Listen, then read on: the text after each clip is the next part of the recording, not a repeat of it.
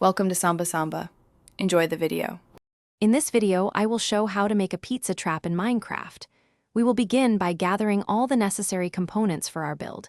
You will need several dispensers, a few pressure plates, and some redstone dust to connect everything.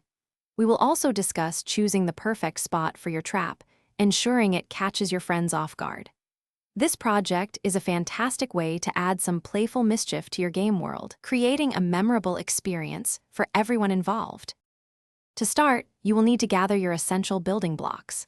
Make sure you have at least 4 dispensers, which will be the core of your trap's surprise.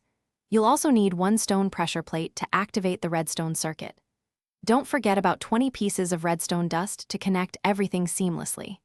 For the trap's foundation, clear a 2x2 block area and consider placing a delicious cake or a similar item in the center to lure your unsuspecting victim.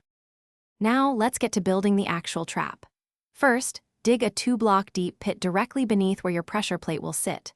Next, place 4 dispensers around the edges of this pit, ensuring they face inwards towards the center. Use your redstone dust to create a circuit, connecting the pressure plate to all 4 dispensers. Finally, load each dispenser with your chosen trap items, such as 64 arrows or 4 buckets of lava, ready for activation.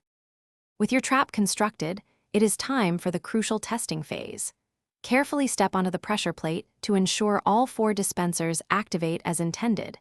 If any part of the trap does not trigger, double-check your redstone connections and make any necessary adjustments.